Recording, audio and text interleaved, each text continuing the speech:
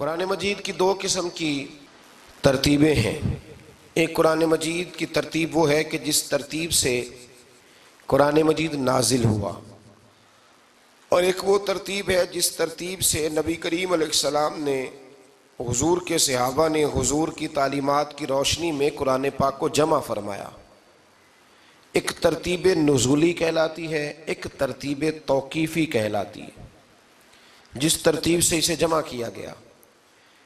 نزول کے اعتبار سے قرآن مجید کی سب سے پہلی، ہمارے چینل کو لائک کریں، سبسکرائب کریں اور مزید ہمیں کمنٹ سیکشن میں بتائیں کہ آپ کس طرح کی ویڈیوز دیکھنا پسند کرتے ہیں۔ جزاک اللہ۔ سورہ مبارکہ سورہ اقرا ہے، اس کی ابتدائی آیات نازل ہوئیں، اور ترتیب کے لحاظ سے جو مصحف کے اندر قرآن پاک میں ترتیب ہے، اس لحاظ سے قرآن مجید کی پہلی سورہ کا نام سورہ فاتحہ ہے۔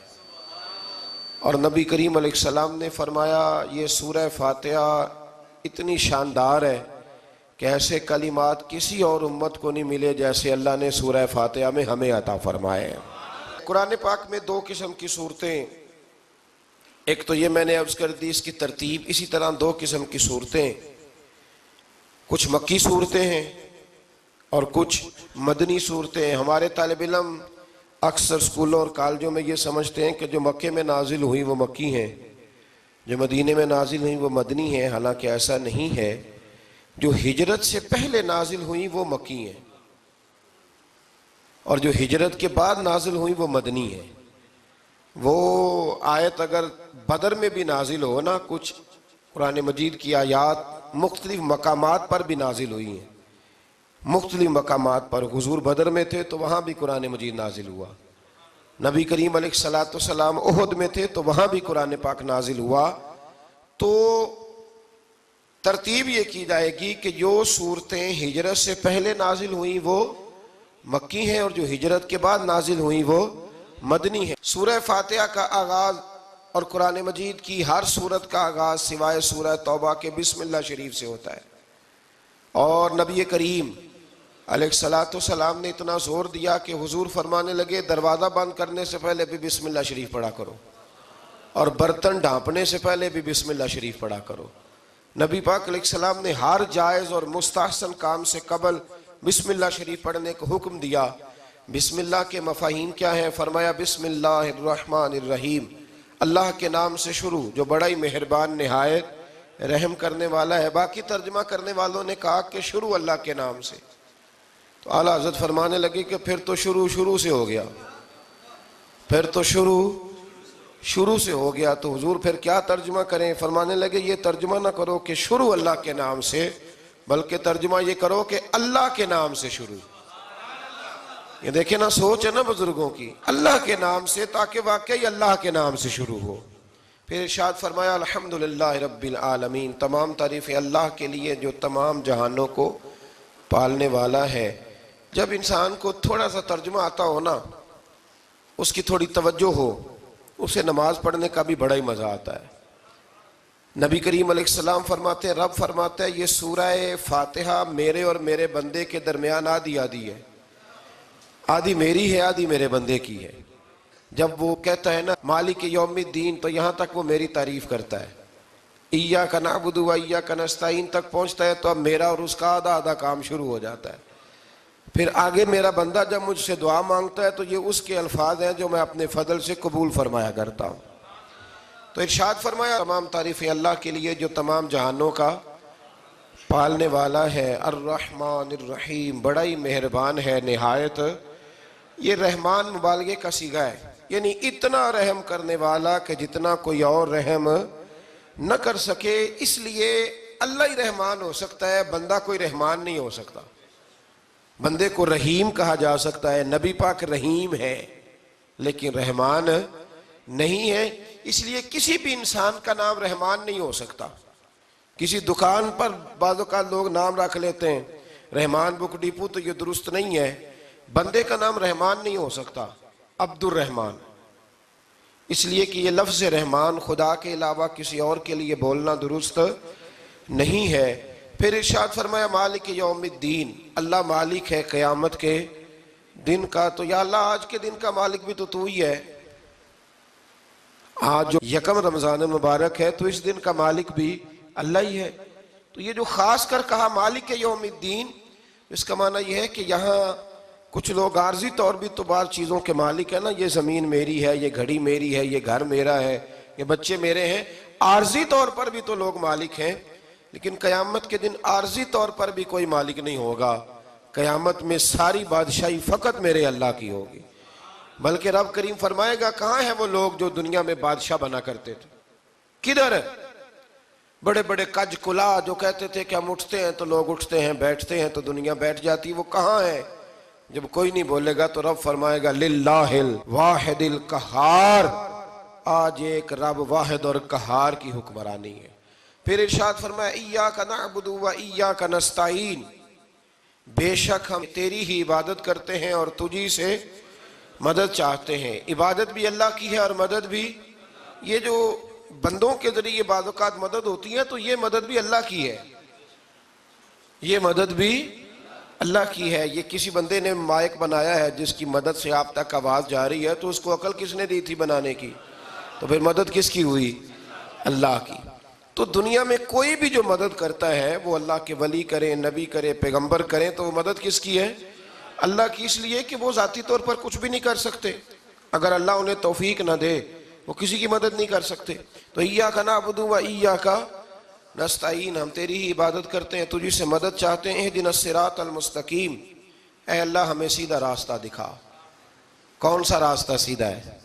کون سا راستہ سیدھا ہے؟ تو اللہ نے خود ہی فرمایا ایسے ہی نہ بھٹک جانا، راستہ سیدھا وہ ہے صراط الذین انعمت علیہم، ان لوگوں کا راستہ سیدھا ہے جن پر اللہ نے انعام فرمایا ہے۔ اور وہ کون ہے؟ قرآن مجید نے خود فرمایا انعم اللہ علیہم من النبیین والصدیقین والشہداء والصالحین، وہ نبی ہیں، صدیق ہیں، شہید ہیں اور نیک لوگ ہیں۔ فرمایا اپنی مرضی کے راستے پہ چلو گے تو بھٹک جاؤ گے، رب کی بارگاہ میں سوال کرنا کہ وہ تمہیں نبیوں کے، صدیقوں کے، شہیدوں کے اور نیک لوگوں کے راستے پہ چلائے۔ غیر المغضوب علیہم ولا الضالین، نہ ان لوگوں کے راستے پہ چلا جن پر تیرا غضب ہوا، اور نہ ان کے راستے پہ چلا جن پر تو ناراض ہوا، جنہیں تو نے گمراہ کیا، ان لوگوں کے راستے پہ نہ چلا، بلکہ ان لوگوں کے راستے پہ چلا جن پر تیرا انعام ہوا۔ یہ جو لوگ ہیں نا مغضوب علیہم ولا الضالین، ایک گروہ یہودیوں کا ہے اور ایک عیسائیوں کا ہے۔ کہا جا رہا ہے یا اللہ نہ یہودیوں کے راستے پہ چلا اور نہ عیسائیوں کے راستے پہ چلا، ہمیں تو ابو بکر صدیق کے راستے پہ چلا، ہمیں تو عمر فاروق کے راستے پہ چلا، عثمان غنی، مولا علی اور جناب ابو ہریرہ کے راستے پہ چلا۔ اب یہ سورہ فاتحہ کا تو میں نے مکمل ترجمہ عرض کیا۔ سورہ بقرہ یہ قرآن مجید کی سب سے بڑی سورہ ہے۔ ایک حدیث اس کی فضیلت پہ سن لیں۔ نبی کریم علیہ السلام نے فرمایا جس گھر میں سورۃ بقرہ پڑھی جائے نا، فرمایا جن کیا وہاں سے تو شیطان بھی بھاگ جاتا ہے۔ سورہ بقرہ گھروں میں پڑھیں، یہ سب سے بڑا تعویذ ہے۔ اگر گھر میں جنات ہوں، کوئی آسیب ہوں، اور یہ وہ والا تعویذ ہے جو مدینے والے رسول نے عطا فرمایا ہے۔ یہ سب سے بڑی سورہ ہے۔ مفسرین فرماتے ہیں اگر کوئی استدلال کی قوت رکھتا ہو تو ایک 100 چیز کا اللہ نے حکم دیا ہے، بلکہ امام اعظم فرماتے ہیں 100 تھوڑی ہے، میری نظر سے پڑھو تو 1000 چیزوں کا حکم دیا ہے، 1000 سے منع کیا ہے، اور 1000 قسم کی نصیحتیں اللہ کریم نے سورہ بقرہ کے اندر فرمائی ہیں۔ اس سورہ مبارکہ کا جو پہلا رکوع ہے نا، اس میں جو سب سے پہلی آیت ہے وہ ہے الف لام میم۔ ان کو کہتے ہیں حروف مقطعات۔ پہلا لفظ ہی جب کوئی قرآن مجید کا پڑھتا ہے نا، بہت بڑا عالم فاضل، بہت بڑا محدث، تو اسے یہ کہنا پڑتا ہے کہ میں نہیں جانتا، اللہ جانتا ہے یا اللہ کا رسول جانتا ہے۔ الف لام میم کا معنی ہم نہیں جانتے، اللہ جانے یا اللہ کا رسول جانے، یا جس کو وہ دونوں بتا دیں وہ جانتا ہے، ورنہ یہ اللہ اور اس کے رسول کا راز ہے۔ یہ آگے ارشاد فرمایا ذالک الکتاب لا ریب فیہ، یہ وہ عظیم کتاب ہے جس میں شک کی کوئی گنجائش نہیں ہے۔ ھدی للمتقین، یہ ہدایت ہے پرہیزگاروں کے لیے۔ سوال یہ ہوتا تھا کہ یا اللہ جو متقی پرہیزگار ہیں وہ تو پہلے ہی ہدایت پہ ہیں، تو قرآن بھی اگر انہیں ہدایت دے گا تو پھر جو گناہگار ہیں ان کی ہدایت کہاں ہے؟ تو اس آیہ مقدسہ کا معنی مفسرین نے یہ بیان فرمایا ہے کہ مطلب اس کا یہ ہے کہ قرآن ہدایت دیتا سب کو ہے، لیکن اس سے ہدایت حاصل متقی لوگ کرتے ہیں۔ بارش برستی ہے نا سب جگہوں پہ، لیکن اگر کسی نے فرش کرایا ہو، ٹائلیں لگوائی ہو، تو وہاں پھل پھول اگ سکتے ہیں، سبزہ اگ سکتا ہے، اس کے لیے زمین کا زرخیز ہونا شرط ہے۔ قرآن مجید سب کو ہدایت دیتا ہے، لیکن قرآن مجید سے ہدایت لیتے وہ ہیں جنہیں اللہ نے تقوی والا دل عطا فرمایا ہے، ڈرنے والا دل دیا۔ آگے جو آیات ہیں نا 5، ان میں اللہ تبارک و تعالیٰ نے متقی لوگوں کی فضیلت بیان کی ہے، نشانیاں بیان کی ہیں کہ وہ کون ہوتے ہیں۔ ان میں پہلا ارشاد فرمایا کہ متقی وہ ہوتا ہے جو غیب پہ ایمان لے آتا ہے، اس چکر میں نہیں پڑتا کہ آنکھوں سے دیکھوں گا تو مانوں گا۔ اور دوسرا فرمایا متقی وہ ہوتا ہے جو نماز قائم کرتا ہے اور اللہ کے دیے ہوئے رزق سے اللہ کے راستے میں خرچ کرتا ہے۔ اور تیسرا فرمایا متقی وہ ہوتے ہیں کہ محبوب جو قرآن ہم نے آپ پہ نازل کیا اس پر بھی ایمان لاتے ہیں، اور جو آپ سے پہلے نازل کیا گیا اس پر بھی ایمان لاتے ہیں، یعنی تورات کو، زبور کو، انجیل کو، اس کو بھی وہ مانتے ہیں۔ اور پھر اللہ کریم نے فرمایا اولئک علی ھدی من ربہم واولئک ھم المفلحون، یہ جو لوگ ہیں نا غیب پر ایمان لانے والے، نماز پڑھنے والے، زکوٰۃ دینے والے، پچھلی کتابوں کو بھی ماننے والے، نبیوں کو بھی ماننے والے، اور رسول پاک پر ایمان لانے والے، فرمایا یہ وہ لوگ ہیں جو اللہ کی طرف سے ہدایت پر ہیں، اور یہ وہ لوگ ہیں جو دنیا میں بھی کامیاب ہو جائیں گے اور آخرت میں بھی کامیاب ہو جائیں گے۔ پھر آگے نا اللہ تبارک و تعالیٰ نے کفار کا ذکر فرمایا ہے 3 آیات کے اندر۔ مومن کے بعد دوسرا درجہ کس کا ہے ذکر میں؟ کافر کا۔ پہلے بات ہوئی 5 آیات میں مومنوں کی، اب 3 آیات میں ذکر کیا گیا پکے کافروں کا۔ مومن وہ ہوتا ہے زبان سے بھی اللہ اور اس کے رسول کو مانے، ان کی لائی ہوئی چیزوں کو مانے اور دل سے بھی تسلیم کرے۔ اور کافر وہ ہوتا ہے کہ جو نہ زبان سے مانتا ہے اور نہ ہی دل سے تسلیم کرتا ہے۔ پھر اللہ تبارک و تعالیٰ نے 13 آیات کے اندر، 3 آیتوں میں کافروں کا ذکر کیا اور 13 آیات کے اندر پھر منافقین کا ذکر فرمایا ہے۔ منافق اس کو کہتے ہیں، منافق اس کو کہتے ہیں جو زبان سے تو دعوے اونچے اونچے کرتا ہے ایمان کے، لیکن اس کے دل میں ایمان موجود نہیں ہوتا۔ آپ حیران ہوں گے، یہیں پہ بات کو ذرا غور سے سمجھیں کہ مومنوں کا ذکر 5 آیات میں اور کفار کا 3 آیات میں، پکے کفار کا، اور منافقین کے لیے اللہ نے اگلے ہی رکوع میں 13 آیات بیان فرمائی۔ 13، یہ خطرناک گروہ ہے منافقین کا، یہ خوفناک لوگ ہیں، یہ وہ چھپی ہوئی بیماری ہے کہ جس کو پکڑنا تھوڑا مشکل ہے۔ کچھ بیماریوں کو ڈاکٹر کہتے ہیں نا یہ خاموش قاتل ہے، قتل کر دیتی ہے پر پتہ نہیں لگنے دیتی۔ اسی طرح منافقین کا ٹولہ ہے۔ قرآن مجید کہتا ہے ان منافقین کے بارے میں وَمِنَ النَّاسِ مَن يَقُولُ آمَنَّا بِاللَّهِ وَبِالْيَوْمِ الْآخِرِ وَمَا هُمْ بِمُؤْمِنِينَ، اے محبوب کچھ لوگ کہتے ہیں ہم اللہ اور آخرت پر ایمان لائے، لیکن وہ ایمان لانے والے نہیں ہیں۔ تو جب رب کہتا ہے نہیں ہے، آج کسی کو کہہ دیا جائے نا کہ وہ بندہ جھوٹا کلمہ پڑھتا ہے، اس کی باتیں نہیں بتاتی، تو کہتے ہو آپ ایک کلمہ گو کو برا کہہ رہے ہیں۔ تو یہاں تو اللہ ان کے کلمے کا بھی اعلان فرما رہا ہے اور ان کے نفاق کا بھی اعلان 13 آیات میں۔ اور رب فرماتا ہے یخادعون اللہ والذین آمنوا وما یخدعون الا انفسهم وما یشعرون، فرمایا وہ اللہ کو دھوکہ دینا چاہتے ہیں مومنوں کو، حالانکہ نہیں دھوکہ دیتے مگر اپنی ہی جانوں کو، انہیں شعور ہی نہیں۔ اللہ تبارک و تعالیٰ نے 13 آیات کے اندر، مکہ مکرمہ میں منافق کوئی نہیں تھا جب تک حضور نے ہجرت نہیں کی تھی۔ کیوں؟ اس لیے کہ وہاں جو کلمہ پڑھتا تھا اسے مار کھانی پڑتی تھی۔ تو کسی کو کیا مصیبت پڑی تھی جھوٹا کلمہ پڑھ کے مار کھائے؟ مدینے میں جب اسلامی حکومت قائم ہو گئی نا، تو کچھ لوگوں نے اسلامی حکومت سے فائدہ لینے کے لیے جھوٹے موٹے کلمے پڑھ لیے، اندر کفر رکھتے تھے، اوپر سے اظہار اسلام کرتے تھے۔ تو رب فرماتا ہے کہ ان کا یہ ایمان قابل قبول نہیں ہے۔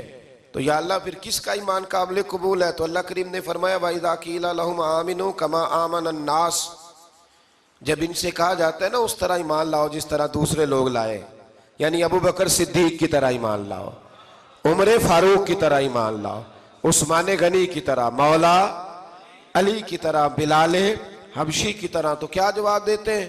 قالوا نؤمن كما آمن السفهاء، کیا اس طرح ایمان لائیں جس طرح یہ بیوقوف ایمان لائے؟ الا انہم هم السفہاء، اللہ فرماتا ہے خبردار بے شک وہی بیوقوف ہے، ولکن لا یعلمون، لیکن انہیں اس کا علم نہیں ہے۔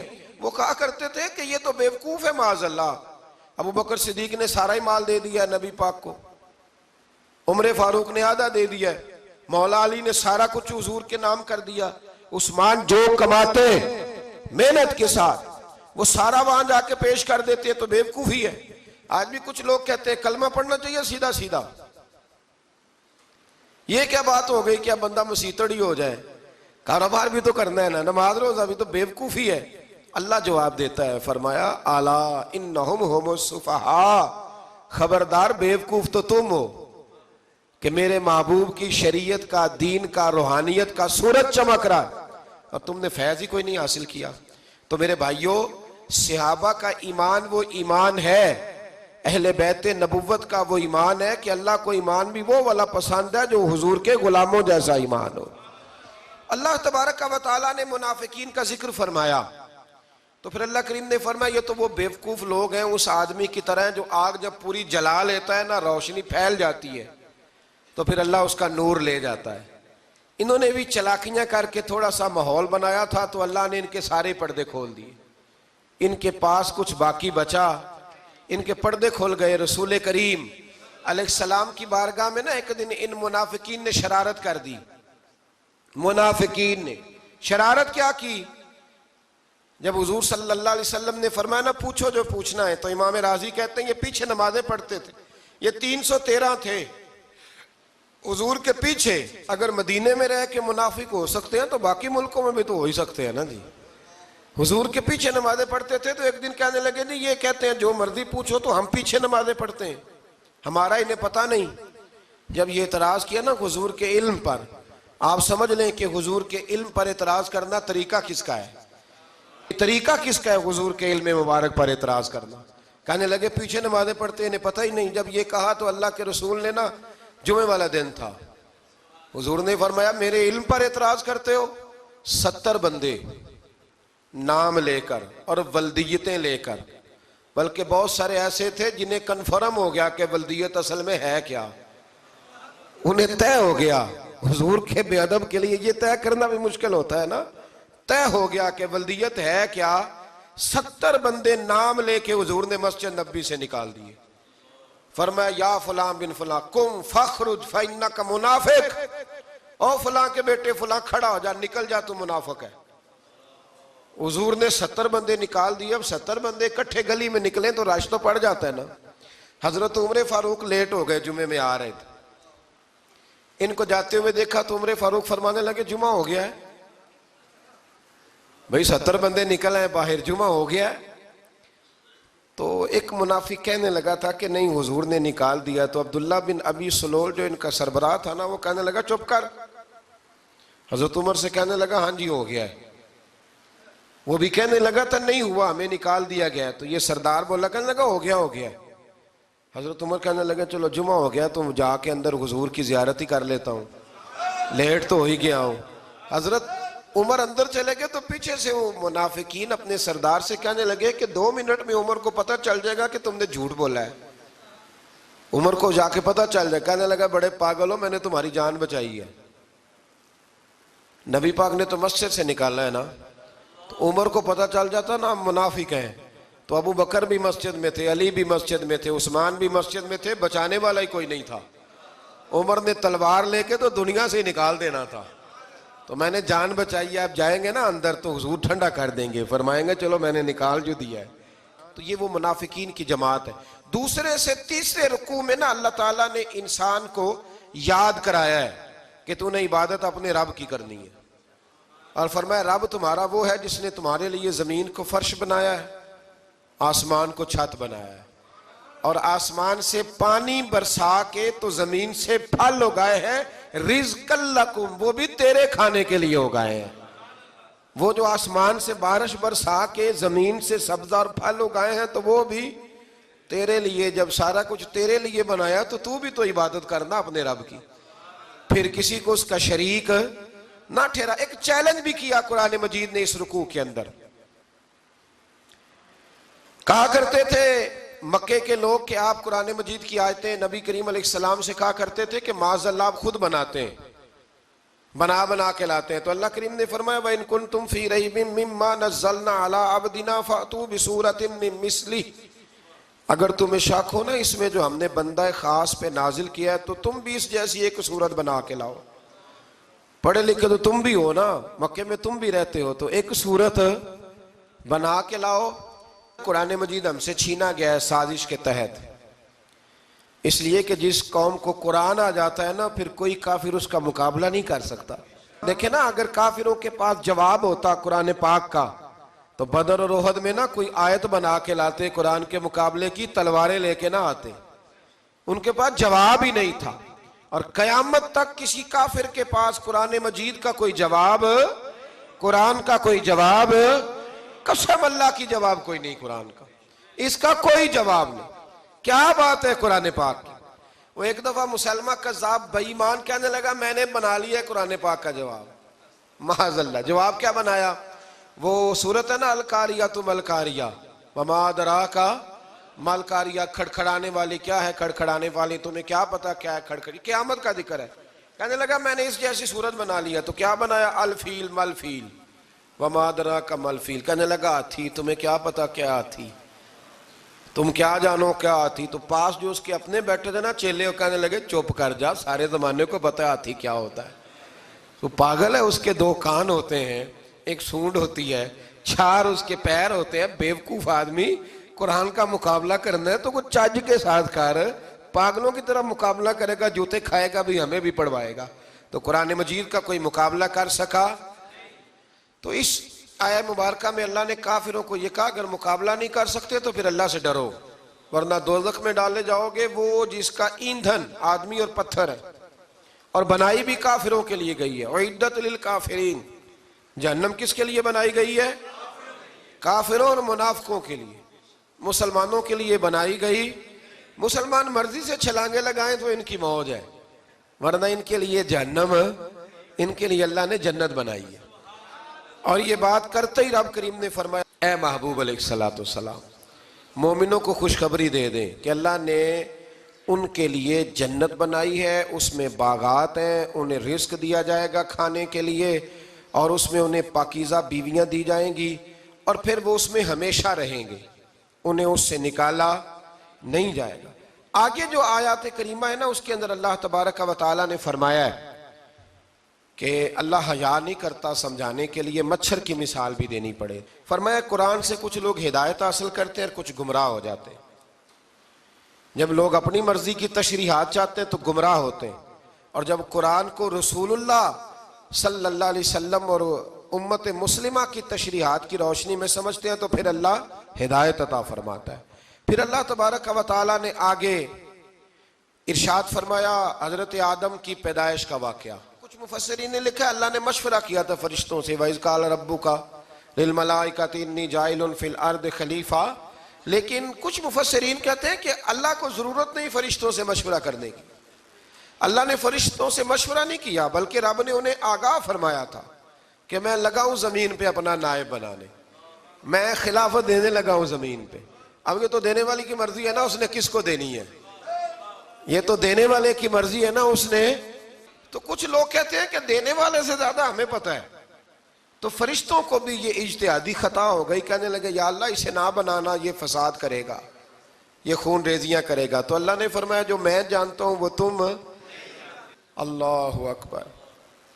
امام راضی فرماتے جب رمضان آتا ہے تو اللہ فرشتوں سے کہتا ہے ذرا یہ کھول کے دروازے دیکھو نا یہ زمین پہ کیا کر رہے ہیں.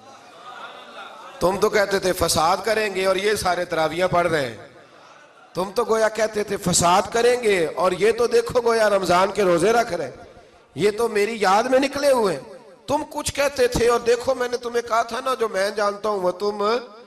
اللہ نے پھر حضرت آدم علیہ السلام کو تمام زمانے کے علوم عطا کیے، علم سکھا لیا. تو فرشتوں سے کہا تم بھی ان چیزوں کے نام بتاؤ، تو وہ بتا سکے نہیں. اللہ نے فرمایا اب اس طرح کرو آدم کو سجدہ کرو. سب نے سجدہ کیا سوائے. وہ کہنے لگا یا اللہ صرف تجھے ہی کرنا ہے. کرنا بھی صرف اللہ کو چاہیے، پر رب کے آگے بھی جھکنا چاہیے، اور جس کے سامنے رب جھکائے نا وہاں بھی. اور یہ جو عاجزی ہے نا، یہ جو جھکنا ہے، یہ علم کے آگے ہے. ہماری مصیبت یہ ہے کہ ہم علم کے آگے بھی گردن جھکانے کو تیار نہیں ہوتے، وہاں بھی ہم خود عالم فاضل بن جاتے ہیں. تو فرمایا کہ سب سے کہا سجدہ کرو، سب نے سجدہ کیا سوائے ابلیس کے. تو پھر ہوا کیا؟ وَكَانَ مِنَ الْكَافِرِينَ، وہ کافروں میں سے ہو گیا. پھر اللہ نے حضرت آدم کو اور جناب حوا کو نا مقام دے دیا جنت میں رہنے کے لیے، اور کہا سارا کچھ کھانا، درخت کے قریب نہ جانا.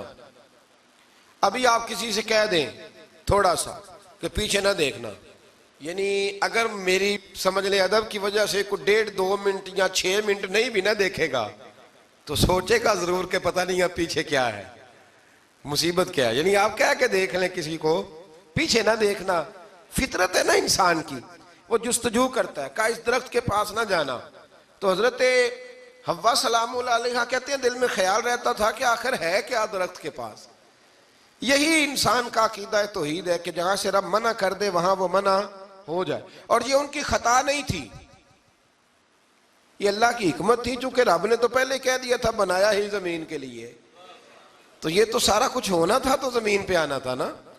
تو حضرت حوا اور جناب آدم کے پاس شیطان آیا. اب اس کو نکال تو دیا تھا پر ابھی اس کا جنت میں آنا جانا بند نہیں ہوا تھا، یہ بھی اللہ کی حکمت تھی. تو وہ کہنے لگا تمہیں پتہ ہے بعد میں مر جاؤ گے. تو حضرت حوا کہنے لگی کیا موت بھی آئے گی؟ کہاں، اس کی تکلیف بھی بڑی ہوگی، تو پھر بچیں گے کیسے؟ تو کہنے لگے پھل کھا لو اس درخت کا. تو بچنے کے لیے پھل کھایا تھا. جس طرح لوگ آج بہت سارے کام بچنے کے لیے کرتے ہیں پر بچ سکتے، بچنے کے لیے پھل کھایا. تو اللہ نے فرمایا زمین پہ چلے جاؤ.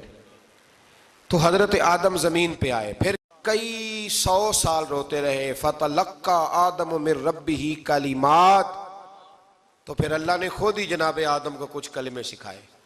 علامہ اسماعیل لکی فرماتے ہیں وہ کلمے یہ تھے کہ حضرت آدم نے میرے نبی کا وسیلہ پیش کیا، تو اللہ کریم نے جناب آدم کی دعا کو مقبول فرما لیا. پھر آگے بنی اسرائیل کا ذکر آ جاتا ہے. اللہ تعالیٰ نے بنی اسرائیل، آج آپ اسی قوم کو یہودی کہتے ہیں، ان کو اللہ نے اس زمانے میں فضیلت عطا کی تھی بہت زیادہ. تو عرب کے اندر جب نبی پاک علیہ السلام نے اعلان نبوت کیا تو کچھ لوگوں نے یہ کہہ دیا کہ اگر یہ یہودی کلمہ پڑھ لیں گے تو ہم بھی پڑھ لیں گے. تو پھر اللہ نے انہیں یاد کرایا کہ تم اصل میں کیا ہو، تمہیں کلمہ پڑھنا چاہیے. تو اہل یہود کا تذکرہ کرتے کرتے رب کریم نے ایک بات یہ بھی ارشاد فرمائی کہ تم لوگوں کو تو کہتے رہے ہو کہ وہ نبی آنے والے ہیں، وہ نبی آنے والے ہیں، اور جب آ گئے ہیں تو ماننے کو تیار نہیں ہو. تو فرمایا تأمرون الناس بالبر وَتَنْسَوْنَ أَنفُسَكُمْ وَأَنْتُمْ تَتْلُونَ الْكِتَابَ، لوگوں کو بھلائی کا حکم دیتے ہو اور اپنے آپ کو بھول جاتے ہو. افلا تعقلون، تمہیں عقل نہیں؟ پھر اللہ نے انہیں یہ بھی یاد کرایا کہ یاد کرو وہ زمانہ کہ جب فرعون نے خواب دیکھ لیا تھا کہ کوئی بچہ اس کی سلطنت کو تباہ کرے گا، تو پھر اس نے تمہارے بچوں کو ذبح کرانا شروع کیا اور تمہاری بیٹیوں کو چھوڑتا تھا. فرمایا یہ بھی تو تم نے دیکھا، میں نے تمہیں پھر تم سے کہا جہاد کرو قوم عمالقہ کے خلاف، تو مقام طیہ میں جا کے یہ لوگ کہنے لگے ہم سے جہاد نہیں ہوتا. اللہ نے انہیں ایک میدان میں قید کر دیا. بڑی دلچسپ بات، قید تو لوگ ہوتے ہیں نا 4 دیواری میں، تو اللہ نے بنی اسرائیل والوں کو جب انہوں نے کہا ہم جہاد نہیں کریں گے تو اللہ نے میدان میں قید کر دیا.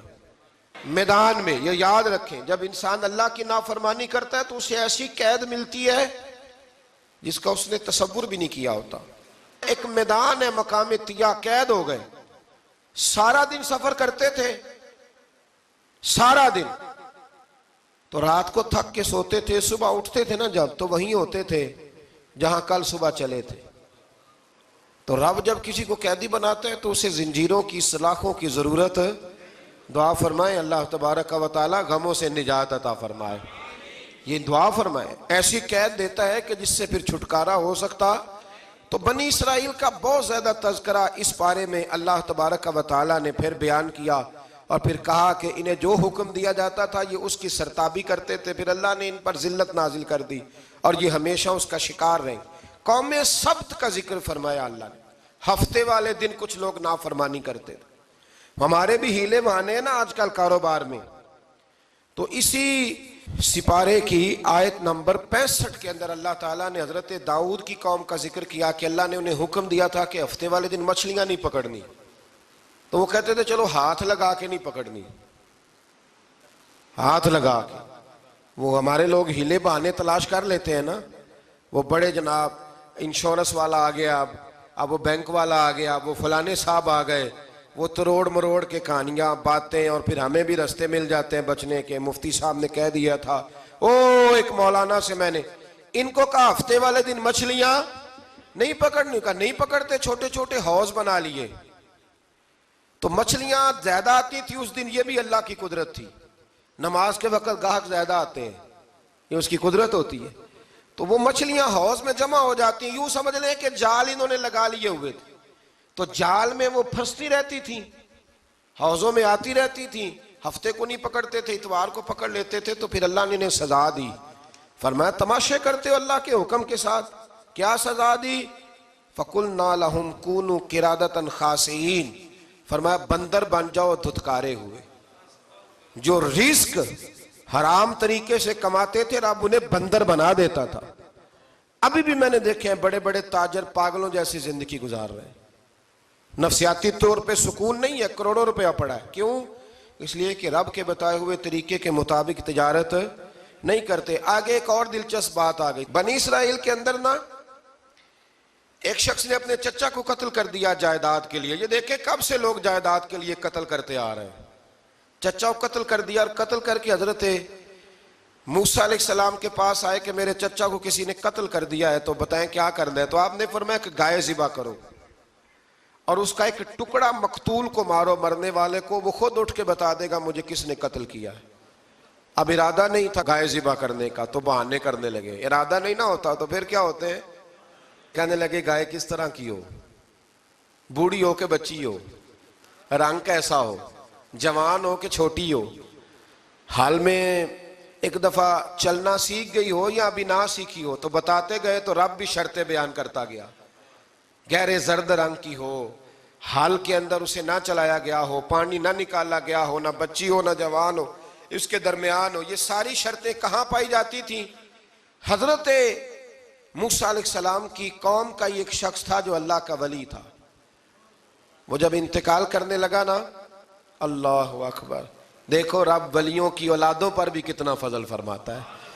وہ جب انتقال کرنے لگا تو ایک اس کے پاس چھوٹی سی بچیا تھی، گائے کی بچی، اس نے جنگل میں چھوڑ دی۔ کہنے لگا یا اللہ میں تیرے نام پہ چھوڑتا ہوں، میرا بچہ جوان ہو جائے تو اسے دے دینا، اور تو سرمایہ ہی کوئی نہیں۔ بچہ بڑا ہوا تو بچہ بھی بڑا نیک تھا، اپنی ماں کا بڑا فرما بردار تھا۔ اس کی ماں نے کہا بیٹا تیرے باپ نے ایک گائے چھوڑی تھی، تو بچہ جنگل میں گیا اور جا کے کہنے لگا اے اللہ میری گائے مجھ سے ملا دے، تو رب کریم نے وہ گائے واپس کر دی، وہ گائے گھر لے آیا۔ اب وہ کہنے لگا اماں بیچ دوں، تو اماں کہنے لگی بیٹا میرے پوچھے بغیر نہ بیچنا۔ کئی دفعہ گاہک لگے پر اس نے کہا جب تک میری اماں نہ کہے گی میں بیچوں گا۔ ادھر بنی اسرائیل والے شرطیں جتنی گائے کے بارے میں پوچھ چکے تھے وہ ساری اسی گائے میں پائی جاتی تھی، تو یہ ڈھونڈتے ڈھونڈتے وہاں پہنچ گئے، تو کہنے لگے گائے چاہیے، تو اس نے کہا بھی تمہاری مرضی سے نہیں، قیمت میری مرضی کی۔ ایک مفسر نے تو یہاں تک لکھا ہے کہ اس نے کہا گائے ذبح کر کے نا، تو جتنا گائے کے اندر گوشت ہوگا نا اتنا ہی کھال کے اندر تم مجھے مال بھر کے دو گے، اتنے ہی سکے بھر کے دو گے، اتنی اشرفیاں بھر کے دو گے تو پھر تمہیں گائے دوں گا۔ تو پھر یہ گائے انہیں ملی اور یہ گائے لے کر کے آئے۔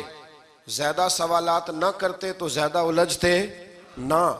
ہم بھی دین کے معاملے میں بڑے سوال جواب کرتے ہیں، اتنا سوال کریں جتنی اس کی ضرورت ہے۔ ان لوگوں نے سوالات زیادہ کیے تو پھر الجھ زیادہ گئے۔ تو میرے بھائی اس کا ذکر بھی اللہ تبارک و تعالیٰ نے پہلے پارے کے اندر بیان فرمایا۔ پھر اللہ کریم نے فرمایا کہ کچھ ایسے لوگ بھی ہیں یہودیوں میں سے جن کا دعویٰ ہو گیا ہے کہ ہم اللہ کے بڑے پیارے ہیں۔ فرمایا یہ صرف ان کے منہ کی باتیں ہیں، یہ تو قیامت میں پتہ چلے گا نا کہ اللہ کا پیار کس کے ساتھ زیادہ ہے۔ اور پھر یہ بھی یہودیوں نے دعویٰ کیا ہے، اسی پارے میں اللہ فرماتے ہیں کہ ان کا دعویٰ ہے کہ ہم اللہ کے بڑے پیارے ہیں، جنت میں ہم ہی جائیں گے۔ تو اللہ فرماتے ہیں پھر مرنے کی دعا تو کرو، جنت میں تو مر کے جانا ہے نا۔ لیکن رب فرماتے ہیں یہ کبھی مرنے کی دعا نہیں کریں گے، اس لیے کہ انہیں پتہ ہے کہ ہم نے آخرت کے لیے کیا بھیجا۔ لیکن جی پہلا حکم آ گیا یا ایھا الذین آمنوا کہہ کے، پہلی آیت قرآن پاک کی پہلے سپارے میں پہلی آیت جس میں اللہ نے کہا یا ایھا الذین آمنو، تو پہلا حکم آمنو کہہ کے آیت نمبر 104 میں جو اللہ نے حکم دیا ہے نا، وہ نبی پاک کی تعظیم کا حکم ہے۔ پہلا حکم ہی اللہ نے حضور کی عزت اور ناموس کا ارشاد فرمایا، پہلا اس ترتیب کے لحاظ سے۔ وہ ہوا یہ کہ جب نبی پاک کو بات ارشاد کرتے تو صحابہ کرام اٹھ کے عرض کرتے رائینا یا رسول اللہ، حضور سمجھ نہیں آئی ذرا رعایت کر دیں۔ تو یہودیوں کی عبرانی زبان کے اندر نہ ذرا کھینچ کے پڑھتے تھے رائینا، تو اس کا معنی بنتا تھا معاذ اللہ اے ہمارے چرواہے، بکریاں چرانے والے کو بھی وہ رائینا کہتے تھے۔ تو جب صحابہ یہ کہنے لگے تو اللہ نے منع ہی کر دیا، فرمایا میرے محبوب کے غلاموں، اس لفظ کے پیچھے چھپ کے، اس لفظ کے پیچھے چھپ کے لوگ میرے نبی کی بے ادبی کر جاتے ہیں، تو جس لفظ کا کوئی ایک معنی بے ادبی والا بنتا ہو وہ لفظ بھی میرے نبی کے لیے نہ کہو، لفظ وہ والے کہو جس میں کوئی بے ادبی کا معنی نکلے نہ۔ یہاں لوگوں نے بڑے بڑے لفظ نہیں بول دیے، پھر کہتے میرا مطلب یہ تھا، میرا مطلب وہ تھا، تو تو نے وہ لفظ بولا کیوں جس کا کوئی غلط مطلب بھی نکل سکتا تھا۔ اللہ نے فرمایا یا ایھا الذین آمنوا لا تقولوا رائینا، اے ایمان والو رائینا کہو ہی نہ۔ تو یا اللہ کیا کہیں؟ فرمایا وقولوا انظرنا، تم کہو یا رسول اللہ ایک نظر فرمائیے، انداز دیکھیے، انظرنا ایک نظر۔ تو ہمارے بزرگ تو پہلے ہی بڑے پیار والوں نے کہہ دیا یا رسول اللہ انظر حالنا، کہتے کہاں سے لاتے ہو جملے؟ میں نے کہا اللہ کی کتاب سے، یا رسول اللہ انظر حالنا یا حبیب اللہ اسمع قالا، تو تم کہو انظرنا، محبوب نظر کرم کریں، واسمعوا، اور کیا ضرورت ہے دوبارہ پوچھنے کی؟ اللہ کہتا ہے پہلے ہی دھیان سے سنا کرو، پہلے ہی واسمعوا، پہلے ہی احتیاط سے سنو، وللکافرین عذاب علیم، اور کافروں کے لیے دردناک عذاب ہے۔ لے جی اسی پارے میں اللہ تبارک و تعالیٰ نے پھر اہل یہود کا ذکر کیا، تو یہود کہنے لگے کہ ہم حضرت ابراہیم کے ماننے والے ہیں، تو اللہ کریم نے وہ بھی ذکر کیا کہ میں نے تو ابراہیم کو آزمایا ہے، وَإِذِ ابْتَلَىٰ إِبْرَاهِيمَ رَبُّهُ بِكَلِمَاتٍ فَأَتَمَّهُنَّ، ہم نے ابراہیم کو کچھ چیزوں سے آزمایا ہے، وہ ہماری آزمائش پہ پورے اترے۔ قَالَ إِنِّي جَاعِلُكَ لِلنَّاسِ إِمَامًا، تو پھر ہم نے انہیں کہا کہ ہم آپ کو پوری دنیا کا امام بنائیں گے۔ وہ آزمائش کیا تھی؟ آگ میں جانا بھی آزمائش، بیٹے کا نہ ہونا بھی آزمائش، بیٹا ہوا تو پھر اسے وادی غیر ذی زرع میں چھوڑ کے آنا بھی آزمائش، بڑا ہوا تو پھر ذبح کرنا بھی آزمائش۔ فرمایا جہاں جہاں آزمایا ہے نا، ابراہیم ہماری آزمائش میں پورے اترے۔ فرمایا تو مفت میں حضرت ابراہیم کی اولاد بنتے ہو اور ان کا نام لیتے ہو اور ان کے ساتھ اپنا تعلق بناتے ہو، دیکھو تو صحیح وہ کتنی آزمائشوں سے گزرے۔ تو اس کا بھی اللہ نے اسی میں ذکر فرمایا۔ اور پھر وہ بات کرتے تھے حضرت یعقوب کی اور حضرت اسحاق کی، تو فرمایا وہ تو ہمارے اتنے خاص بندے تھے کہ وصال کے وقت بھی انہوں نے اپنی اولادوں کو نصیحت فرمائی تھی کہ اللہ کی توحید پہ قائم رہنا، اس کا ذکر بھی اللہ نے اسی پارے میں بیان فرمایا۔ اور جو حضرت ابراہیم اور جناب اسماعیل نے کعبہ تعمیر کیا تو اس کا ذکر بھی اللہ تعالیٰ نے اسی پارے میں فرمایا۔ فرمایا جب وہ کعبہ بنا رہے تھے تو کہہ رہے تھے ربنا تقبل منا، کہہ رہے تھے اے اللہ بنا ہم نے دیا ہے پر مہربانی فرما ہم سے قبول فرما لے۔ تو جو آیہ کریمہ آخر میں عرض کرنا چاہتا ہوں اس پر بھی تھوڑی توجہ فرمائیں گے تو بات بڑی نکھر کے باہر آئے گی۔ یہ 16ویں رکوع کے اندر اللہ نے پھر یہود کا اور عیسائیت کا ذکر فرمایا، تو اللہ کریم نے ایک بات ارشاد فرمائی۔ یہودیوں کے ہاں جب کوئی بچہ پیدا ہوتا تھا وہ پیلے رنگ کے ساتھ اس کو رنگتے تھے، یا کوئی خاص رنگ تھا ان کا، بچہ پیدا ہوتا تو اس پر وہ رنگ چڑھاتے کہ یہ جی ہمارے مذہب کا رنگ ہے۔ ہمارے ہاں بھی رسمیں ہیں نا اپنی اپنی، معاذ اللہ اپنی اپنی نہیں ہونی چاہیے، اللہ رسول کا حکم ہونا چاہیے۔ تو یہودیوں کے ہاں بچہ پیدا ہوتا تو ایک خاص رنگ چڑھاتے، عیسائیوں کے ہاں پیدا ہوتا تو وہ بھی ایک خاص رنگ چڑھاتے۔ تو مسلمانوں کے ہاں بچے پیدا ہوئے تو انہوں نے بھی توجہ کی کہ یہ کیا ہو رہا ہے، تو رب کریم نے فرمایا صبغۃ اللہ، رنگ اللہ کا ہی ہے۔ ومن احسن من اللہ صبغہ، اور فرمایا اللہ کے رنگ سے زیادہ خوبصورت کس کا رنگ ہو سکتا ہے؟ اللہ کا رنگ کیا ہے؟ لا الہ الا اللہ محمد رسول اللہ صلی اللہ علیہ۔ فرمایا نیلے پیلے کالے رنگ نہ چڑھاؤ، اپنے ذہن پر توحید و رسالت کا رنگ چڑھاؤ، یہ سب سے بہترین رنگ ہے۔ اگر تمہارے ذہنوں پر رب رسول کی توحید کا رنگ چڑھ گیا تو یہ وہ والا رنگ ہے، پھر تمہیں کسی اور رنگ کی طرف جانے کی ضرورت نہیں پڑے گی۔ تو فرمایا رنگ وہ پیدا کرو جو توحید کا ہے، رسالت کا ہے، اس رنگ کی توجہ کرو۔ قرآن مجید کے اس پارے میں اللہ کریم نے مختلف باتیں بیان کر کے آخری رکوع میں یہ جو رنگ کا ذکر فرمایا نا، تو یہ لگتا ہے پورے پارے کا خلاصہ ہے کہ رب کریم نے فرمایا اصل بات یہ ہے کہ تمہاری سوچوں پہ رب رسول کی توحید و رسالت کا رنگ ہونا چاہیے۔ ہر وقت بچہ پیدا ہو، کوئی دنیا سے جائے، تو رنگ کس کا ہونا چاہیے؟ اللہ رسول کے دین کا۔ اللہ تعالی ہمیں سمجھنے کی توفیق عطا فرمائے۔ آخر دعوانا الحمدللہ۔